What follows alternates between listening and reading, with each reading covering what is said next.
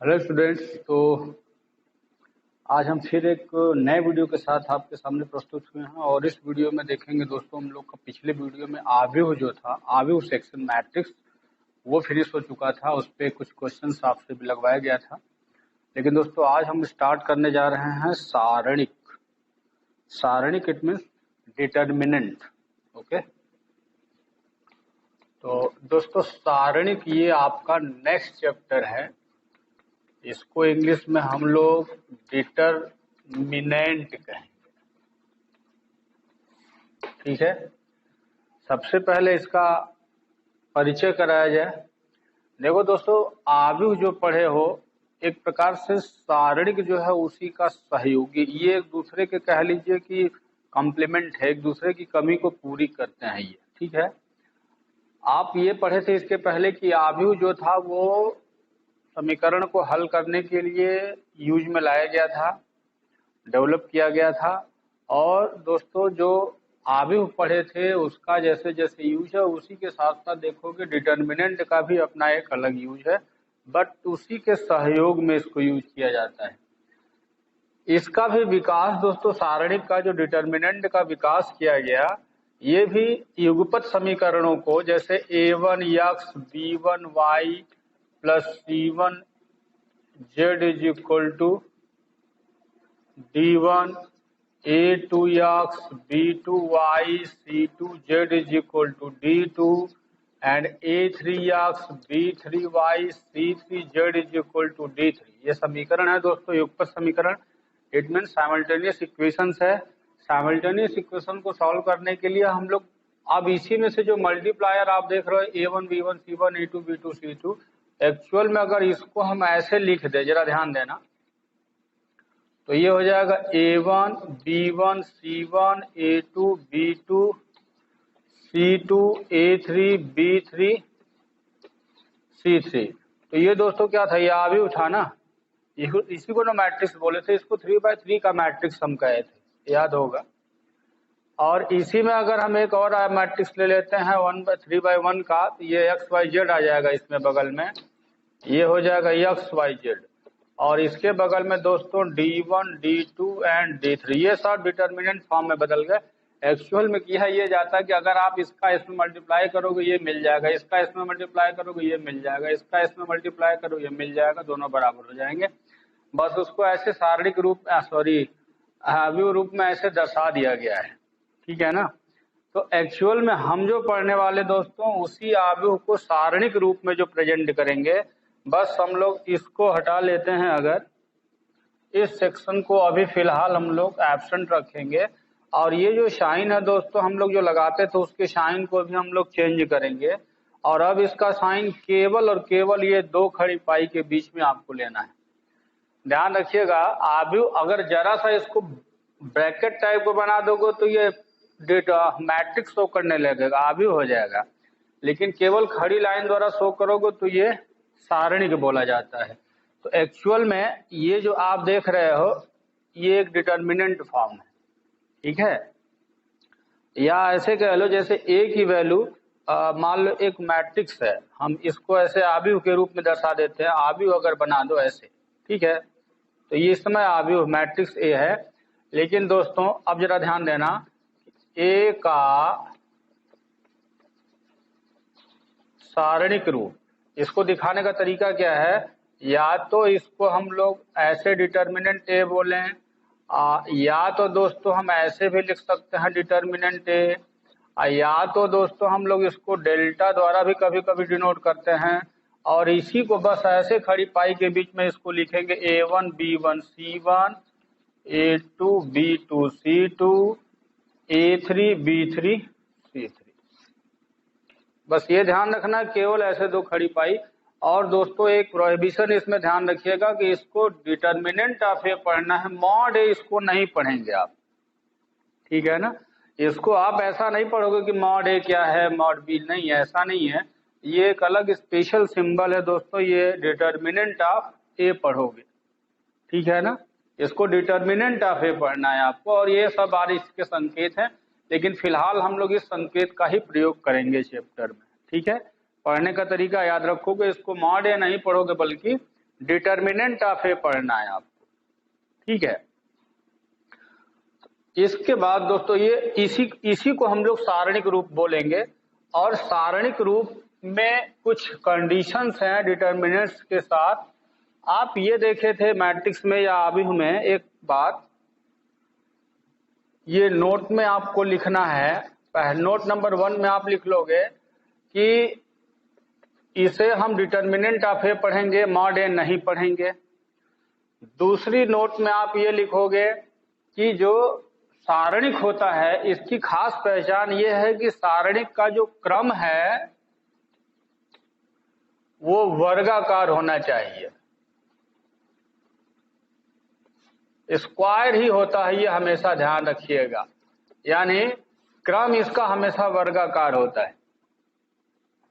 जैसे कि आव्यूह में आपने देखा था कि 1/2, 3/4, 4/3 ऐसे हो जाता था ना, तो उसका ऑर्डर बदल सकता था, घट बढ़ सकता, लेकिन इसमें क्या है कि हमेशा वर्गाकार ही होना चाहिए। यानी कि जो डिटर्मिनेंट का फॉर्म है दोस्तों हमेशा वर्गाकार ही होता है। अब वर्गाकार इट मीन्स 1/1, 2/2, 3/3, 4/4, 5/5 ऐसे हो सकता है। सारणिक के लिए ये शर्त है कि इसका क्रम हमेशा सदैव वर्गाकार ही होता है। एक स्क्वायर मैट्रिक्स का ही डिटर्मिनेंट निकाला जा सकता है, यानी कि एक वर्ग आव्यूह है उसी का आप डिटर्मिनेंट या सारणिक मान निकाल सकते हो, ये आप ध्यान रखोगे, ठीक है। तो ये कंडीशंस आप जरूर नोट कर लेना दोस्तों, और इसके एलिमेंट के बारे में बाकी जानकारी आप समझ सकते हो।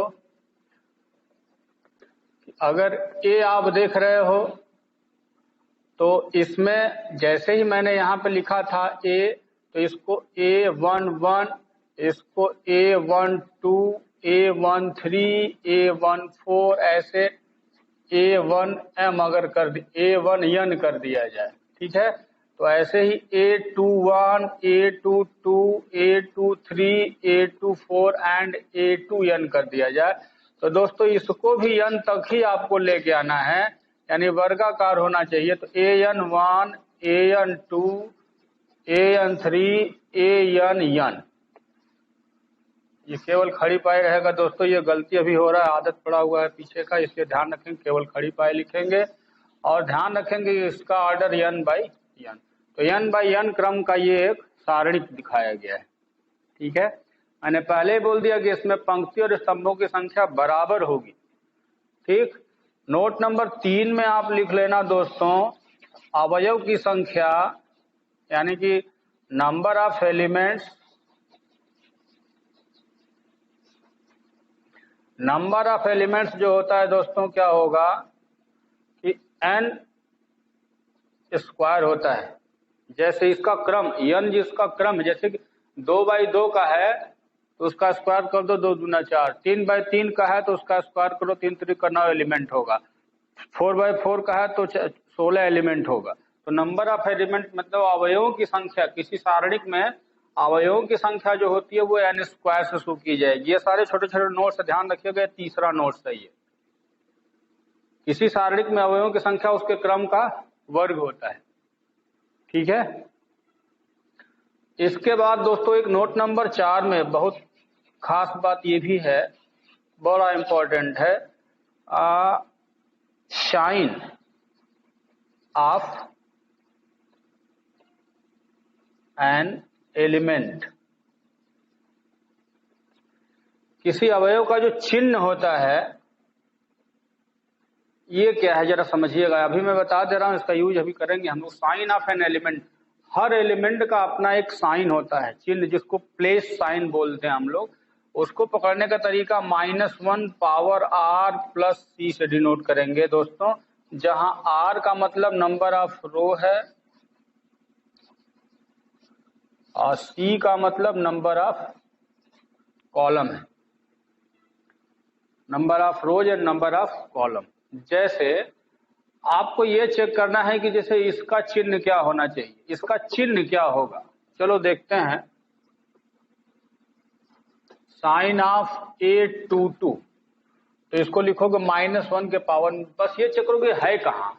इस समय ये दूसरे रो में है और दूसरे कॉलम में है ना, तो इसको लिखोगे 2 + 2, यानी -1 पावर 4 इक्वल टू दोस्तों क्या हो जाएगा, ये पॉजिटिव आएगा ना, तो ये इसका साइन होगा। इसी तरह से दोस्तों इसका साइन अगर आपको पता करना है, साइन ऑफ A14, तो क्या हो जाएगा, -1 के पावर में यहाँ 1 + 4, यानी पहले रो में और चौथे कॉलम में है ना, पहले रो में चौथे कॉलम में ये है, तो बस इसके -1 के पावर में लिखो, 5 आ जाएगा नेगेटिव, तो -1 के पावर में 5 ऑड नंबर है दोस्तों, तो ये नेगेटिव साइन आ जाएगा, इसका साइन नेगेटिव होगा। ठीक है। इसी तरह से दोस्तों साइन ऑफ, मान लो यहाँ पे n के बारे में कोई जानकारी है नहीं, क्या नंबर होगा, आप इसको 2, 3, 2, 4 कर सकते हो, इसको A23 का करना होगा तो -1, 2 + 3 -1 पावर 5, ये भी नेगेटिव होगा दोस्तों। तो ये सारे इसके चिन्ह कैसे पता किए जाते हैं, किसी भी सारणिक में किसी अवयव का चिन्ह जो होता है -1 पावर r + c द्वारा निकाला जाता है, इसे भी आप याद रखेंगे। ठीक है, इतनी बातें अगर आपको समझ में आ गई होंगी दोस्तों, तो अब हम लोग चलते हैं सारणिक की वैल्यू निकालने, देखा जाए कि किसी सारणिक का मान कैसे निकाला जाता है।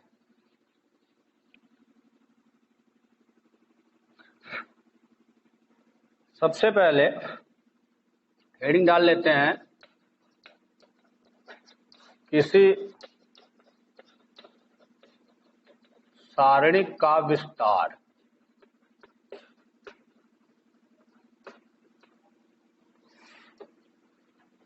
यानी expansion of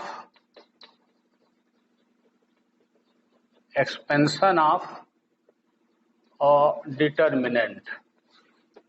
expansion of determinant में दोस्तों चलिए देखते हैं सबसे पहले 1/1 का।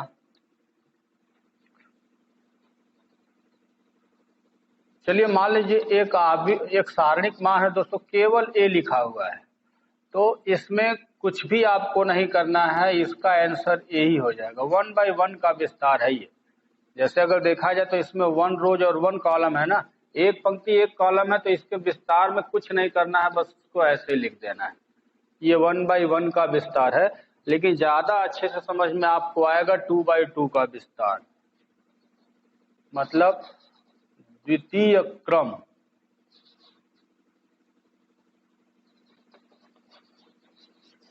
Second order determinant. Second order determinant में दोस्तों क्या है, जैसे मान लो आपको एक सारणिक मान दिया गया है, यहाँ पे ABCD है, तो इसको आंसर कैसे निकाला जाता है। ठीक है, इसका आंसर निकालने के लिए दोस्तों करते क्या है कि बहुत सी सरल काम है। सबसे पहले ये लीडिंग डायगोनल है ना, मुख्य विकर्ण, आप इसका इसमें गुणा कर दो। देखो ध्यान से, इसका मान कैसे निकाला जाएगा, A में D का गुणा करो, AD हो जाएगा। फिर यहाँ अपने से आपको माइनस लगाना है, और अपने से माइनस लगाने के बाद तब दोबारा आप इसको घटा सकते हो, यानी कि BC को घटा दो, ये इसका आंसर हो जाएगा। यही 2/2 का सारणिक विस्तार है। अब जैसे एक एग्जाम्पल जल्दी से देख लो, 2/2 सारणिक के विस्तार को करना है। मान लो एक सारणिक मैं यहाँ लिख रहा हूँ 1 - 2 3 - 5, इसका विस्तार करना है। तो मैंने क्या कहा, पहले इसका आप गुणा कर दो, तो ये हो जाएगा 1 × -5, ये वाला माइनस अपने से आपको लगाना, ये सूत्र का एक्सपेंशन है ये। इसके बाद इसका इसमें मल्टीप्लाई कर दो, यानी 3 × -2। इसके बाद सॉल्व करके आंसर ले आ दो, तो ये -5 हो जाएगा दोस्तों, और ये +6 हो जाएगा, आंसर 1 आ जाएगा। ये इसका आंसर है। ये किसी भी सारणिक मान की वैल्यू है, यानी कि अगर इसकी वैल्यू हमें चाहिए, तो इसकी वैल्यू चाहिए तो कैसे निकले। कोई पूछे कि सारणिक का मान बताओ, तो आप इसका विस्तार कर, एक्सपेंशन इसको बोलते हैं। यानी कि द्वितीय कोटि सारणिक का विस्तार, सेकेंड ऑर्डर डिटर्मिनेंट है ये, द्वितीय कोटि सारणिक का विस्तार। इसमें हेडिंग आपको डालना है द्वितीय कोटि सारणिक का विस्तार, ये हो जाएगा। यहां तक दोस्तों आसान सा काम है, लेकिन ज्यादा मजा आएगा आपको तृतीय कोटि सारणिक के विस्तार में। सबसे ज्यादा मजेदार तथ्य वही है, और वही आपको पूरी बात डिटेल समझाएगा कि तृतीय कोटि सारणिक विस्तार में आपको क्या करना है। चलिए, तो इसको हम लिखेंगे थर्ड ऑर्डर डिटर्मिनेंट। तृतीय कोटि सारणिक का विस्तार, इसमें हेडिंग डाल लीजिए तृतीय कोटि सारणिक का विस्तार। ठीक है, देखो तृतीय कोटि सारणिक के विस्तार में ज्यादा मजा आपको आएगा। हाँ, यही आपको ज्यादा समझना भी है। देखो पहले इसकी विधि जान लो दोस्तों। तृतीय कोटि सारणिक का विस्तार करने का उपाय यह है, इसमें ये आप लिखोगे पहले कि किसी भी रो अथवा किसी भी कॉलम के अवयवों के संगत विस्तार किया जा सकता है। एक लाइन लिखोगे अपने से क्या, कि किसी सारणिक का विस्तार उसके किसी एक पंक्ति अथवा किसी एक स्तंभ के सापेक्ष किया जा सकता है। यानी to find the expansion of a determinant with the help of the element of any rows or any column। ठीक है, ये इस विधि से पाया जा सकता है। अब जरा चलते हैं, आप ये चेक करो कि एक हमारे पास आगे मैं दे रहा हूं यहां A1 B1 C1 A2 B2 C2 and A3 B3 C3। ये दोस्तों सारणिक है, ये पूरा सारणिक है। हम दोस्तों इसकी वैल्यू फाइंड आउट करने जा रहे हैं। इसका विस्तार करेंगे, लेकिन देखोगे कितने विधियों से इसका विस्तार किया जा सकता है, यही पे सीखना है आपको। सबसे पहले हम यहां लिखेंगे कि expansion with respect to R1।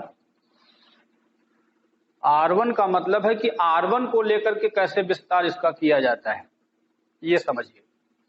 तो R1 को लेकर अगर विस्तार करोगे तो कैसे होगा, जरा बिल्कुल ध्यान से इसी चीज को समझिएगा। अब तक जो पढ़े हो पूरा दिमाग आपको इसी पे लगाना, सब कुछ यही बताएगा आपको। Expansion with respect to R1 मतलब R1 के सापेक्ष विस्तार। हिंदी मीडियम स्टूडेंट हेडिंग डालेंगे R1 के सापेक्ष विस्तार। ठीक है, कैसे करोगे देखो, आपको करना यह है कि R1 का मतलब इसको पकड़ना है। जैसे सबसे पहले A1 ये चिन्ह सहित लिखना है। जब भी इसको लिखोगे चिन्ह सहित लेना। जैसे मान लो हम यहाँ पे A1 को लिख दिए, इसका चिन्ह तो प्लस में होगा, तो 1 प्लेस पे तो इसका चिन्ह प्लस में होगा ना, 1 चिन्ह है ये। या इसको आप ऐसे भी कह सकते हो, मैंने बताया था कि -1 के पावर में इसका R प्लस C का मतलब 1 + 1।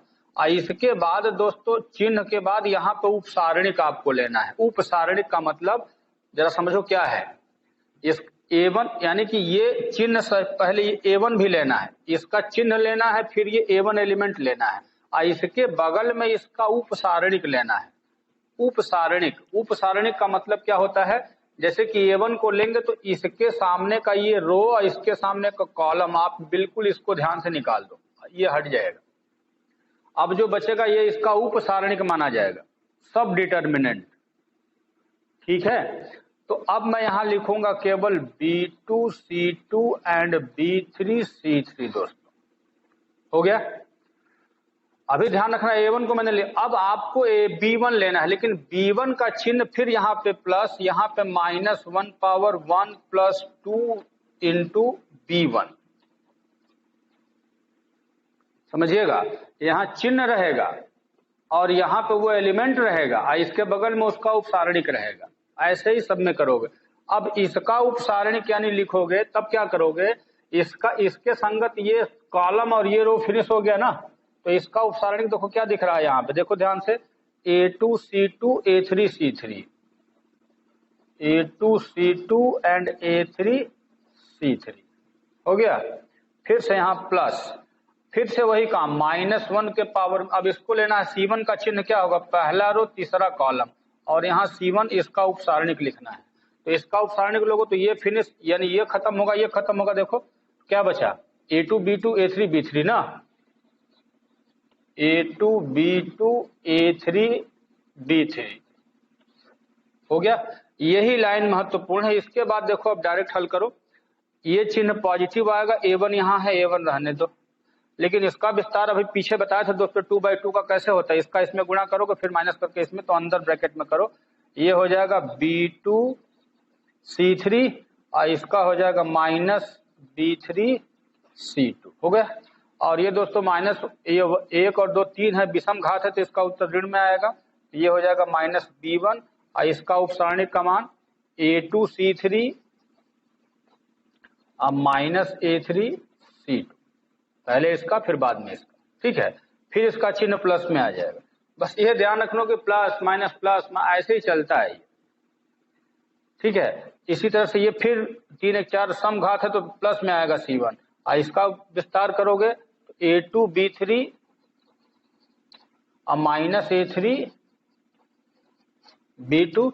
और अब दोस्तों अगर ये अंक होता तो इसको तुम गुणा करके हल कर सकते थे ना, और तब जो भी इसको हल करने पे आंसर आएगा यहाँ पे यही इसका आंसर माना जाएगा दोस्तों। अगर ये अंक रहता तो हल हो जाता, तो ये इसका आंसर बन जाता। बस ये 2 लाइन कैसे हुआ फिर से अच्छे से आप समझ लो। अभी मैंने R1 के सापेक्ष इसको खोला है, लेकिन खोलने का तरीका ये होता है कि चाहे जिस पंक्ति को ले लो चाहे जिस स्तंभ को ले लो, खोलने का तरीका यही होगा।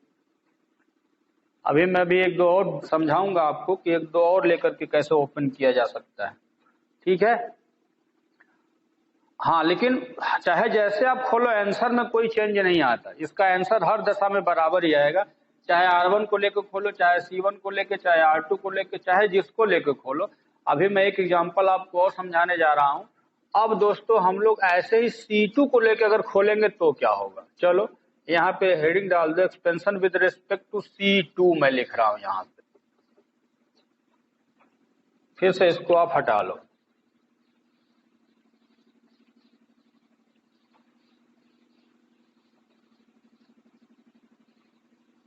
आंसर दोस्तों चेंज नहीं आता, ध्यान रखना।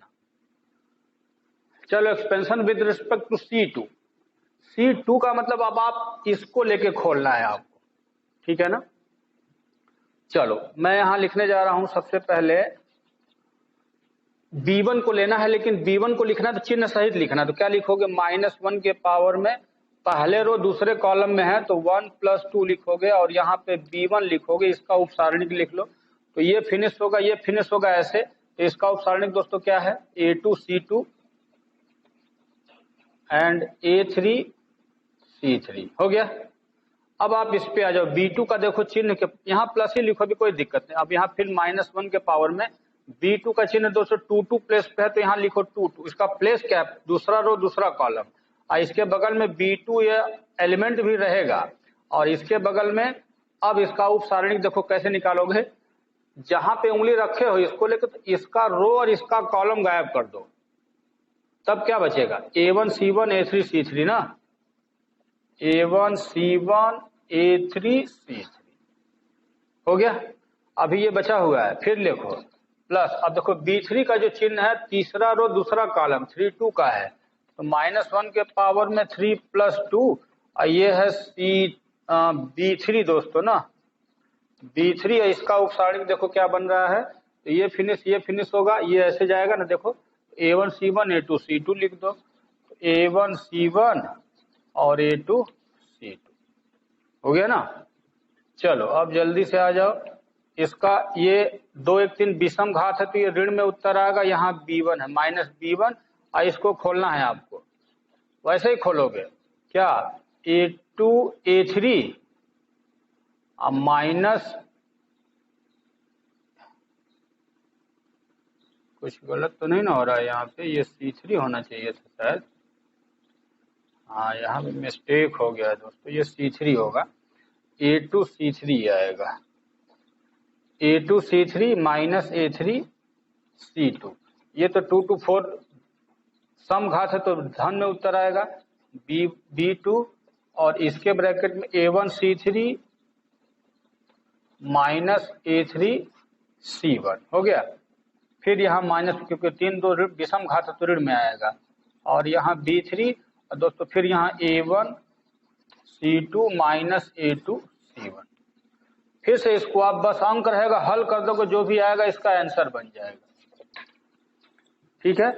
लेकिन अब आंसर में कोई चेंज दोस्तों नहीं आएगा, अनचेंज रहेगा, जो पहले आंसर आया था वही आंसर अब भी रहेगा। आंसर में कोई चेंजिंग आपको नहीं मिलेगा। समझ में आया? तो दोस्तों ये अभी आपका हमने C2 को लेके किया। अब आपका मन करे R3 को लेके करना है, R3 को लेके कर दो। R3 के सापेक्ष विस्तार, और इसको थोड़ा मैं फास्ट करूंगा, अभी मैं समझा रहा था। देखो R3 को लेके करोगे तो सबसे पहले आपको A3 का चिन्ह लिखना है। तो ये तीसरे रो और पहले कॉलम का सदस्य है। 3 और 1 4 धन होता है ना, तो ये उत्तर प्लस A3 रहेगा ये। और डायरेक्ट मैं इसको लिखने जा रहा हूं। देखो A3 को लेके खोलोगे, इसको R3 को लेके खोलना है ना, तो अब ये वाला रो ये वाला कॉलम फिनिश, तो यही बचेगा ना उप सारणिक में। तो B1 का C2 में गुणा होगा, B1 C2 और माइनस B2 C1। मतलब ये एक लाइन में जल्दी गुणा मैं बता रहा हूँ, धीरे धीरे आप भी प्रैक्टिस कर लोगे इसका। इसके बाद दोस्तों अब B3 में जाना है। तो B3 का चिन्ह क्या हो जाए, अगर इसका प्लस में आ गया तो तय है कि इसका माइनस में ही आएगा, क्योंकि तीसरा और तीसरे रो में दूसरे कॉलम में 3 2 5 विषम घात होता है, इसलिए उत्तर ऋण में आएगा ये। और उसके बाद B3 लिख दो दोस्तों, और इसके बाद उप सारणिक खोजो। तो ये फिनिश होगा। तो A1 में C2 का गुणा होगा, यानी A1 C2 minus A2 C1 हो गया। इसके बाद दोस्तों C3, फिर ये प्लस में, क्योंकि अगर ये प्लस था माइनस है तो फिर प्लस में ही आएगा, उसके लिए निश्चिंत रहो। फिर यहाँ प्लस C3 लिख दो। अब इसके बगल में ये फिनिश होगा, ये फिनिश होगा। देखो क्या बच रहा है, ये चारों, इनका मल्टीप्लाई करो, A1 B2 और माइनस A2 B1। फिर दोस्तों हो जाएगा आपका ये आंसर आ जाएगा। तो I hope you may be understand कि अब आप आगे बढ़ेंगे तो ये कैसे खोलना है समझ गए दोस्तों। चाहे भी जिसको लेके आप खोल सकते हो, सारणी के मान पर कोई प्रभाव नहीं पड़ने वाला है। अब आपको चिंता होगी धीरे धीरे कि 3/3 का तो समझ गए, 4/4 का खोलना होगा तब क्या करोगे दोस्तों। आपको आपके सिलेबस में 3/3 तक का ही सारणिक पढ़ना है। लेकिन बाय द वे किसी की जिज्ञासा हो कि सर 4/4 को खोलेंगे कैसे, तो हिंट मैं दे रहा हूं, देखो क्या कर सकते हो आप। चलो एक एग्जांपल मैं 4/4 का लेके आपको समझा दे रहा हूं कि कैसे कर सकते हो आप। बस लाइन पकड़ाएंगे आपको, क्योंकि लंबी प्रक्रिया हो जाती है वो। देखो कैसे निकलेगा वो।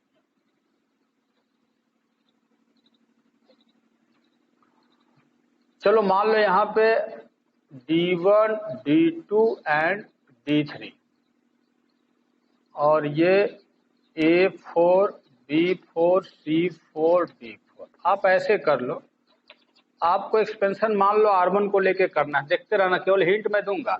अगर R1 के सापेक्ष आपको विस्तार करना है तो यहाँ पे लिखोगे A1, और इसका उप सारणिक लिखना है तो ये जाएगा तो ये पूरा बचेगा ना। तो यहाँ पे आपको लिखना पड़ेगा B2 C2 D2 B3 C3 D3 and B4 C4 D4।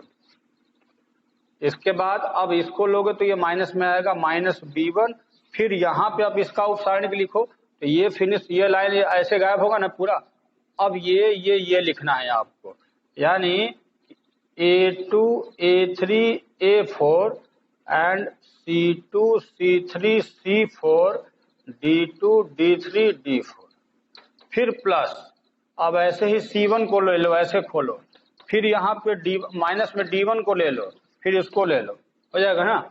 अच्छा अब ये बताओ, इतना लिखने के बाद अब आप इसका आंसर तो निकालना मैं पीछे बताया हूं ना, तो कहीं रफ में निकालो या यहीं पे इसका फिर से इसका फैलाओ।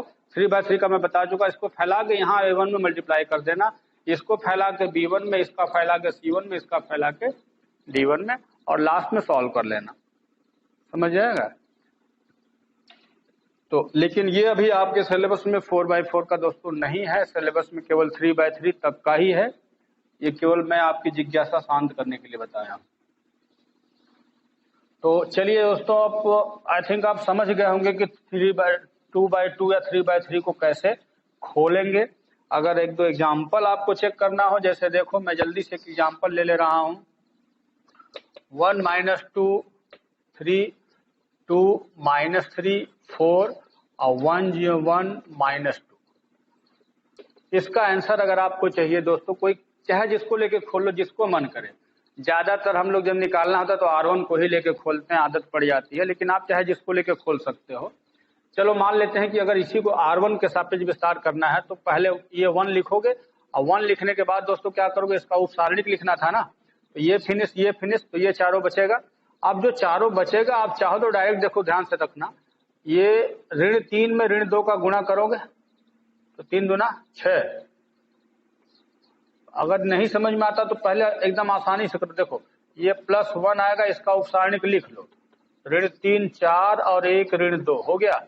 फिर -2 आएगा ऐसे, तो इसका उपसारणिक लिख लो, तो ये फिनिश तो 2 4 1 ऋण 2 हो गया। फिर +3 आएगा ये दोस्तों, इसको खोलोगे पूरा तो 2 ऋण 3 और 1 1 आ जाएगा। इससे क्या थोड़ा लंबा हो जाता है, थोड़ा पहले प्रैक्टिस कर लोगे तो ये जल्दी कर सकते हो। वही काम मैं जैसे कि एक बार ऐसे लेता, बस तुरंत यहाँ गुणा करके घटा के लिख देता ब्रैकेट में। अब इसको ये 1 हो जाएगा, छोड़ दो, और डायरेक्ट देखभाल करेंगे, 3 दूना 6 धन हो जाएगा, -4 1 4 इसका आ गया। और ये +2 आएगा, 2 दूना 4 तो -4 आएगा ना, -4 1 4। फिर +3 2 1 2 +3। समझ रहे हो कैसे? देखो जैसे 2 1 2 हो गया, लेकिन ये चिन्ह तो आपको सूत्र में डालना है, ये सूत्र वाला चिन्ह होता है। आप एक बार इसका गुणा करने के बाद ऋण का चिन्ह लगाना ही लगाना है, लेकिन इन दोनों का गुणा करने पर फिर से ऋण आ जा रहा है, तब इसलिए ये मैंने धन कर दिया। समझना ध्यान से, फिर से हल कर लो, 2 आ जाएगा, और ये 4 और 4 ऋण 8 दूना ऋण 16 +3 2 5 यहाँ 15। तो दोस्तों आंसर इसका 1 आ रहा है। इस पूरे सारणिक का जो मान आएगा वो केवल और केवल 1 ही आ रहा है, ठीक है ना। तो इस प्रकार से सारणिक का मान कैसे निकाला जाता है अब तक आपको समझाया गया। और दोस्तों हमें उम्मीद है कि सारणिक का मान निकालना अब आप सीख चुके होंगे। और दोस्तों फिर नेक्स्ट वीडियो में हम जब मिलेंगे तो सारणिक की कुछ प्रॉपर्टीज हैं, कुछ अच्छे प्रॉपर्टीज के साथ मिलेंगे, और वही प्रॉपर्टीज आपको सारणिक हल करना सिखाएगा, ठीक है। तब तक के लिए धन्यवाद। Safe at your home and stay at your home. Thank you.